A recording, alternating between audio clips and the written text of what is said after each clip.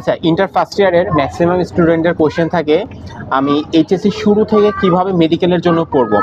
That means অনেক স্টুডেন্টের হচ্ছে মেডিকেলে চান্স পাওয়ার অনেক ইচ্ছা, তারা কি করে জাস্ট এইচএসসিতে ভর্তি হয়েছে, তোমাদের তো ক্লাস শুরু হয়েছে কিছুদিন হয়েছে, যেহেতু এইচএসসি 27 ব্যাচ, তোমরা উত্তেজিত 27 ব্যাচ, এই উত্তেজনার খাতিরে একদম শুরু থেকে মেডিকেলের জন্য পড়া শুরু করে দাও। মানে ইটস লাইক যে আমি কলেজে ভর্তি হয়েছি, আজকে থেকে আমার অ্যাডমিশন শুরু। এটা হচ্ছে সবচেয়ে বড় ভুল ডিসিশন।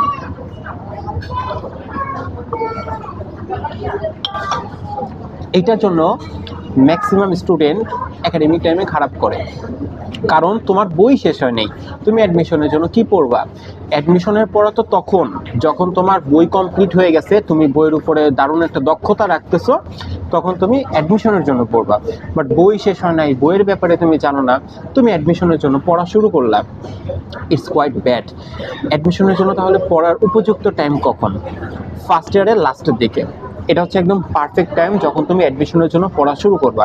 এর আগে অ্যাডমিশন কী জিনিস তুমি জানো না, তুমি কমপ্লিটলি একাডেমিক ফোকাসড, তুমি কমপ্লিটলি একদম তোমার আর অ্যাডমিশন টাইমের দিকে ওইখানে কি হয় না হয় ইট ডাজন্ট ইভেন ম্যাটার, তোমার কিচ্ছু জানার দরকার নাই। তুমি জাস্ট একটা জিনিস জানো, তোমার সামনে এইচএসসি পরীক্ষা, এইচএসসির জন্য তুমি পড়তেছো। এই স্টুডেন্টগুলা সবসময় চান্স পায়, মানে ম্যাক্সিমাম 95% ক্ষেত্রে চান্স পায়। কেন চান্স পায়? কারণ তারা যখন একাডেমিকের জন্য পড়ে, তারা সবগুলা চ্যাপ্টারের সবগুলা লাইন, সব কিছু সৃজনশীল, এমসিকিউ, সব ইচ অ্যান্ড এভরিথিং তারা একদম ডিটেলস পড়ে।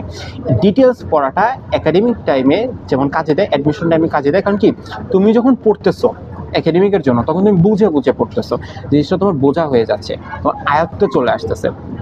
সো এই জিনিসটা তখন তোমাকে অনেক বেশি হেল্প করে যে তোমার জিনিসটা হচ্ছে আয়ত্তে চলে আসছে, তুমি একাডেমিকের জন্য পড়তেছো। এই জন্য আমি সবসময় অ্যাডভাইস করি, তুমি ফার্স্ট ইয়ারের লাস্টের কিছু দূর আগে পুরোপুরি তুমি একাডেমিকের জন্য পড়বা। একাডেমিক ছাড়া তুমি আর কিচ্ছু জানো না, জাস্ট একাডেমিক, সৃজনশীল, তোমার একাডেমিক ভালো করার জন্য যা যা লাগে। যখন তোমার ফার্স্ট পেপারটা শেষ হয়ে যাবে, তখন তুমি অ্যাডমিশনের জন্য ধরবা। অ্যাডমিশনের জন্য টুকটাক মেডিকেল অ্যাডমিশনের জন্য তুমি প্রিভিয়াস ইয়ারে কোশ্চেন ব্যাংক কালেক্ট করতে পারো। কোশ্চেন ব্যাংক কালেক্ট করে ওই কোশ্চেনগুলো তুমি সলভ করবা।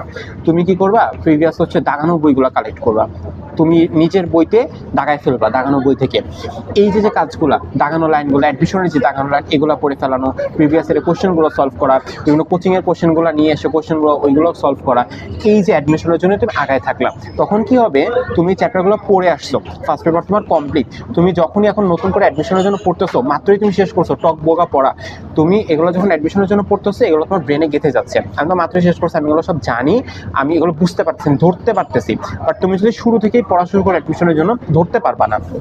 তাহলে আমাদের অ্যাডমিশনের জন্য পড়ার উপযুক্ত টাইম কখন? ফার্স্ট ইয়ারের লাস্টের দিকে, যখন তোমার ফার্স্ট পেপার কমপ্লিট হয়ে যাবে বা একদম শেষের দিকে, তখন তুমি একাডেমিকের পাশাপাশি অ্যাডমিশনের জন্য পড়া শুরু করবা, এবং তখন পড়াটা তোমার কাজে দিবে।